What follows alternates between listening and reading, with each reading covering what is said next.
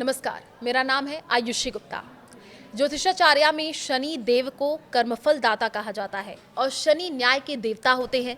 शनि धीमी गति में चलने वाले ग्रह हैं और हमने अपने पिछले पॉडकास्ट में आपको बताया था कि शनि 13 मार्च को मीन राशि में अस्त हुए थे। शनि अस्त के प्रभाव के बारे में बताया था। अब शनि उदय हो रहे हैं। शनि उदय का परिणाम क्या होगा, शनि उदय और अस्त का क्या क्राइटेरिया होता है, तमाम सवालों पर बातचीत करने के लिए हमारे साथ है ज्योतिषाचार्य स्वाति अहलुवालिया जी। आपका बहुत बहुत स्वागत है। धन्यवाद आयुषी। स्वाति जी, सबसे पहला सवाल यही रहेगा कि शनि उदय क्या है और 2026 में शनि का उदय कब हो रहा है, बताइएगा। देखिए, जब शनि ग्रह कुछ समय तक सूर्य के बहुत अधिक निकट आ जाते हैं तो उसकी वो स्थिति मानी जाती है कि वो अस्त है। और फिर जब वो सूर्य से थोड़ा दूर होकर दोबारा आकाश में दिखाई देने लगते हैं तो इस घटना को शनि उदय, हेलाइकल राइजिंग ऑफ सैटर्न कहा जाता है। ज्योतिष के अनुसार 2026 में शनि 13 मार्च को मीन राशि में अस्त हुए थे और अब 22 अप्रैल 2026 को सुबह 4:49 पर वो पुनः उदित हो रहे हैं। बिल्कुल। अब जिसके बाद शनि की ऊर्जा पुनः पूर्ण रूप से सक्रिय हो जाएगी और उनका प्रभाव स्पष्ट रूप से आप महसूस कर सकते हैं। बिल्कुल, ये आपने बहुत अच्छे तरीके से बताया। अब मेरा अगला सवाल ये रहेगा कि शनि उदय कब हो रहा है और हम किस तरीके से इसके जो प्रभाव हैं वो देख पाएंगे।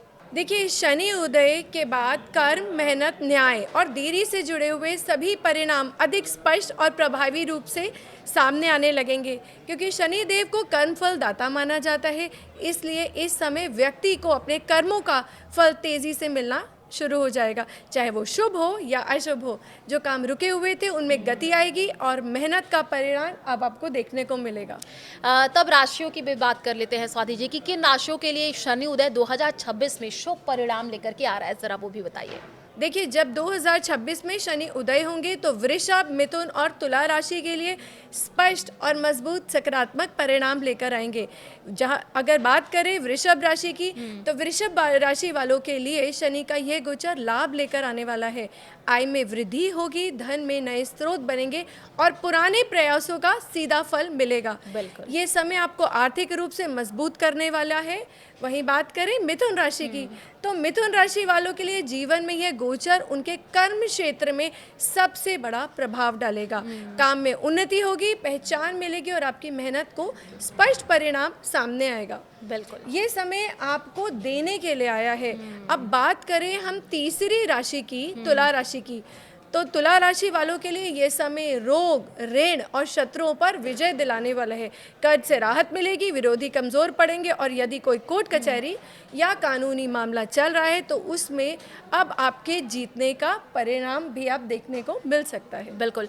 जैसे आपने ये बताया है कि कुछ राशियों के लिए ये समय बहुत अच्छा रहने वाला है। अब आपसे जानना चाहेंगे कि कौन सी राशियां हैं जिन पर शनि उदय 2026 अपना नकारात्मक प्रभाव डाल सकता है। देखिए, जिन लोगों की शनि की ढैया या साढ़े सती चल रही है, जैसे धनु, सिंह, मेष और कुंभ और मीन, जिनकी शनि की साढ़े सती या ढैया चल रही है, जब शनि अस्त है तब डिलेज और प्रेशर थोड़ा कम महसूस कर रहे थे, लेकिन शनि उदय के बाद वही प्रभाव फिर से एक्टिव हो जाएंगे। थोड़े से चैलेंजिंग और रिस्पॉन्सिबिलिटीज दोबारा सामने आने लगेंगी। वहीं बात करें कर्क राशि के लिए तो ये गोचर उनके भाग्य भाव में होने के कारण उनको पॉजिटिव रिजल्ट्स और कहीं ना कहीं भाग्य से लाभ बनाने की स्थिति को बनाता है। बिल्कुल। क्या एक सवाल रहेगा कि सभी को शनि देव के उपाय करने चाहिए या इसके पीछे कोई सही और तर्क संगत तरीका है? क्योंकि आप देखिए, अक्सर ये देखा जाता है कि जो लोग हैं वो शनि के डर से दान पुण्य शुरू तो कर देते हैं, तो क्या ये सही दृष्टिकोण है? देखिए, सबसे पहले ये समझिए कि न्याय के देवता शनि देव के उपाय वैदिक ज्योतिष में एक तरीके से सभी के लिए संभव नहीं। बिल्कुल। रेमेडीज का आधार होता है। कुंडली में शनि की स्थिति, उनका प्रभाव और व्यक्ति की समस्या पर निर्धारित होता है। बिल्कुल। वैदिक ज्योतिष में रेमेडीज 3 आधार पर होती हैं। दान, जिसको कहते हैं त्याग, ग्रहण अर्थात आप रतन धारण करते हैं, और मंत्र, जिसका मतलब आप ऊर्जा का संतुलन करते हैं। किसे दान करना चाहिए अब इसे भी समझ लेते हैं। देखिए, जिन लोगों को कर्ज, आर्थिक दबाव, रुकावटें या जीवन में नेगेटिविटी महसूस हो रही है, उन्हें शनि से संबंधित दान करना चाहिए। बिल्कुल। जैसे कि काले तिल, उड़द की दाल, लोहा, कंबल आदि छाया दान भी आप कर सकते हैं। हाँ। और किसे दान नहीं करना हाँ, चाहिए, ये ये बहुत सबसे ज़रूरी बड़ी है, बात बिल्कुल। है। तो देखिए, जिनका प्रोफेशन शनि से जुड़ा हुआ है, जैसे लोहा, मशीनरी और आप ऐसे समझिए जूतों का काम हो, शू बिजनेस हो या टेक्निकल फील्ड से जो लोग जुड़े हुए हैं, सबसे पहले उनको ये दान नहीं करना है। हाँ। क्योंकि वह उनकी लाइवलीहुड का है और प्रोफेशन से सीधा सीधा डायरेक्ट कनेक्शन बनाता है। कौन लोग हैं जो ग्रहण कर सकते हैं, अर्थात जो रत्न धारण कर सकते हैं, बिल्कुल। जिसे कहते हैं नीलम, जिसे बहुत स्ट्रॉन्ग रत्न माना जाता है। ठीक है। देखिए, जिनकी कुंडली में शनि शुभ है, योगाकारी है, और वही नीलम को धारण कर सकते हैं, ताकि स्टेबिलिटी, ग्रोथ और स्ट्रेंथ उनको मिलती रहे। बिना कुंडली देखे रत्न धारण करना बिल्कुल भी उचित नहीं रहेगा। किसे मंत्र और पाठ करना चाहिए ये भी बताइएगा। जी, देखिए, जिन लोगों को भय, मानसिक दबाव, डिले या शनि की साढ़े सती या शनि की ढैया का प्रभाव बहुत गहरा महसूस हो रहा है, वही लोग हनुमान जी की उपासना और उनके लिए सुंदरकांड का पाठ करना या शन शनिश्चराय नमः का मंत्र का जाप भी करना उचित रहेगा। हाँ। क्योंकि ये आपके सीधे सीधे भय और डर से जुड़ा हुआ है। अगर आपको कोई भी मानसिक पीड़ा हो रही है, तो उसको संतुलित करने के लिए आप मंत्र का जाप करें। बिल्कुल, ये आपने बहुत अच्छे तरीके से बताया। अब एक सवाल और मेरा आपसे रहेगा कि दर्शकों के लिए सच में एक आई ओपनर ये रहा, क्योंकि शनि देव के बारे में इतनी गहराई से समझ पहले शायद कभी आई भी नहीं होगी। अब जरा प्रकाश डालिएगा कि शनि और गुरु की इस युति पर, जिससे लोग काफ़ी भयभीत है, इसके वास्तविक परिणाम क्या हमें देखने को मिलेंगे? देखिए, वही युति, यहाँ पर एक युति बन रही है 2 अप्रैल 2026 में, जब मीन राशि से शुरू हो चुकी है, लेकिन उस समय शनिदेव अस्त थे। प्रभाव पूरी तरह कहीं ना कहीं दिखाई नहीं दे रहा था। अब 22 अप्रैल जब 2026 को शनि फिर से उदय हो रहे हैं, ये युति पूरी तरह सक्रिय हो गई है और अधिक स्पष्ट रूप से सामने आएगी। ये एक बहुत महत्वपूर्ण बात समझने वाली है कि ये युति तत्वों का असंतुलन, मतलब इम्बैलेंस को शो करती है। क्योंकि अगर हम बात करें मंगल देव की, मंगल देव अग्नि तत्व से जुड़े हुए हैं, तेज, इम्पल्सिव और एक्शन ओरिएंटेड है।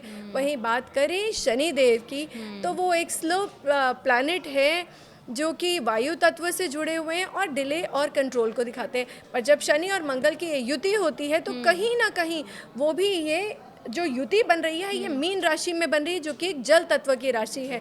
तो इमोशनल टर्बुलेंस, कंफ्यूजन जैसी स्थिति बन सकती है। अचानक गुस्सा आना, इम्पेशेंस होना, और आप कोई भी इम्पल्सिव अपने डिसीजंस ले सकते हैं। तो इस पे आपको थोड़ा सा नियंत्रण रखना होगा। तो आपसे अब जानना चाहेंगे कि उपाय और सावधानी बताइएगा, क्या किन बातों का खास तौर पर ख्याल रखें? देखिए, इस एनर्जी को बैलेंस करने के लिए सबसे प्रभावी उपाय है कि आप लिखना शुरू करिए। कोई भी जप करना चाहिए, जैसे आप ओम नमो भगवते वासुदेवाय करें, ओम नमः शिवाय करें, या अपने इष्ट देव का नाम जप करें। और अगर आप लिखित में कर सकते हैं तो, और उसका एक डिसिप्लिन मेंटेन कर सकते हैं कि मैं 108 बार लिखूंगा, या चाहे आप 21 बार लिखें, तो उससे क्या होगा कि ये जो नेगेटिव ऊर्जा का संतुलन बनना शुरू हो जाता है। अब मेरा आपसे सवाल रहेगा कि शनि उदय के बाद हमें अपने जीवन में किन बातों का विशेष तौर पर ख्याल रखना चाहिए? क्या इस समय कोई विशेष जीवन दिशा भी अपनानी चाहिए? देखिए, शनि उदय के बाद सबसे बड़ी बात ये है, हमें समझनी चाहिए कि वो ये है कि शनिदेव आपको भाग्य के भरोसे नहीं छोड़ते, वो आपको कर्म योगी बनाते हैं। तो शनि कभी भी आपको सिर्फ किस्मत के आधार पर कुछ नहीं देंगे, वो हमेशा कर्म के आधार पर देंगे। इसलिए अगर आप इस समय कोई भी सही तरीके से यूज़ करना चाहे, तो अपने लाइफ में सबसे पहले लाइए अनुशासन डिसिप्लिन, और एक हाँ। डिसिप्लिन। और जब आप कोई भी काम ईमानदारी से और कंसिस्टेंसी के साथ करते हैं, तो आप सैटर्न की एनर्जीज को पहले ही अलाइन कर लेते हैं। और इसके बाद मैं ये भी कहना चाहूँगी कि कर्म करते रहिए और फल की चिंता छोड़ दीजिए। यही शनि का सबसे बड़ा संदेश है। स्वाति जी, आपसे सवाल है, अक्सर हम सुनते हैं कि शनि देव को प्रसन्न करने के लिए छाया दान बहुत प्रभावी होता है, लेकिन इसे सही तरीके से कैसे किया जाए, जरा वो भी बताइएगा। देखिए, बहुत ही महत्वपूर्ण सवाल है आपका, क्योंकि अक्सर लोग इसमें काफ़ी कंफ्यूज होते हैं। बिल्कुल। देखिए, समझने वाली बात ये है कि शनि देव के उपायों में छाया दान का बेहद प्रभावशाली माना जाता है।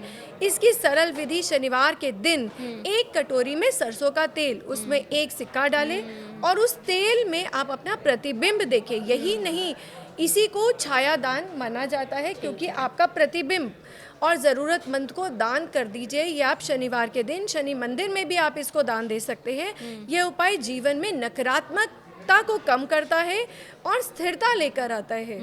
अब चलिए राशि अनुसार भी बात कर लेते हैं, क्या कुछ खास उपाय किए जाए। स्वाति जी शॉर्ट में जल्दी जल्दी दर्शकों को बताइएगा। मेष राशि। देखिए, मेष राशि की बात करें तो शनि का उदय अपने खर्चों का थोड़ा बड़ा आपको थोड़ा बढ़ा सकता है। वैसे ही शनि की साढ़े सती की शुरुआत है, इसलिए हेल्थ और फाइनेंसिस दोनों पर थोड़ा सा ध्यान रखिए।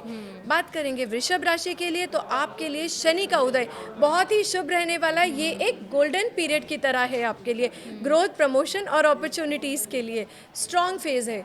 बात करेंगे मिथुन राशि के लिए, तो काम की जगह रिस्पॉन्सिबिलिटीज़ बढ़ेंगी और विजिबिलिटी भी मिलेगी। जितनी जिम्मेदारी आप लेंगे उतना ही आपका यहाँ पर ग्रोथ होगा। भी आएगा। बिल्कुल।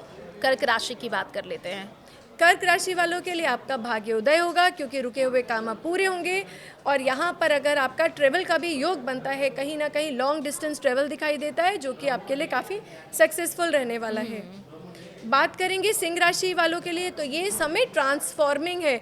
ढैया के कारण मेहनत ज़्यादा करनी पड़ेगी। इम्पल्सिव डिसीजंस बिल्कुल ना ले, पेशेंस रखिए और ये आपको विजिबिलिटी देने वाला है। बात करते हैं कन्या राशि वालों के लिए, तो रिश्तों पर काम करने का समय है। मैरिज के जो भी आपका डिले चल रहा है शादी के, वो थोड़ा सा भी आपका डिले बनाएगा। थोड़ा सा कोल्ड दिखाई दे सकता है रिलेशनशिप में, तो अपना थोड़ा सा समय वहाँ पर घर वालों को ज़रूर दें, स्पेशली आपकी साझेदारी से रिलेटेड रिलेशनशिप में। तुला राशि वालों के रोग, ऋण और शत्रुओं से राहत मिलेगी। लिटिगेशन से भी राहत का संकेत दे रहा है और पुराने कर्जों को चुकाना और बैलेंस बनाने का सही समय है। बात करते हैं वृश्चिक राशि वालों के लिए, तो चाइल्ड बर्थ में थोड़ा सा डिले दिखाई दे रहा है यहाँ पर, लेकिन हायर एजुकेशन के लिए और टेक्निकल फील्ड में ग्रोथ के स्ट्रॉन्ग योग भी बना रहे। बात करते हैं धनु राशि वालों के लिए, घर से जुड़े काम, कंस्ट्रक्शन और रेनोवेशन अब पूरे हो सकते हैं। जो भी रुका हुआ काम था अब पूरे होते हुए नज़र आ रहे हैं। मकर राशि की बात कर लेते हैं, बताइएगा। देखिए, मकर राशि वालों को अब आपका टाइम है आगे आने का, आपका पराक्रम दिखाने का। फ्रंट फुट पर आपको डिसीजंस लेने पड़ेंगे जो आपको सपोर्ट करेंगे। और बात कर लेते हैं कुंभ राशि वालों के लिए, पैसे का फ्लो थोड़ा सा टाइट महसूस हो सकता है, कुछ खर्चे बढ़ा सकता है। फाइनेंशियल प्लानिंग रखिए इस समय। और बात करेंगे आखिरी राशि मीन राशि के लिए, यहाँ पर आपको अपने हेल्थ को लेकर थोड़ी सावधानी ज़रूर बनानी पड़ेगी। जिम्मेदारियाँ बढ़ेंगी, लेकिन बैलेंस बनाए रखें, तो यही गोचर शनि का आपके फेवर में जाएगा। बिल्कुल, शुक्रिया आप हमारे साथ जुड़ी और आपने इतने अच्छे तरीके से इस बारे में डिस्कस किया है, क्योंकि हमने पहले भी डिस्कस किया था, लेकिन अभी वाला जो टॉपिक है इसको राशि किस हिसाब से जो है राशियों पर क्या प्रभाव पड़ेगा उनको खास तरीके से ध्यान रखने की ज़रूरत है। शुक्रिया हमारे साथ जुड़ने के लिए, बहुत बहुत धन्यवाद।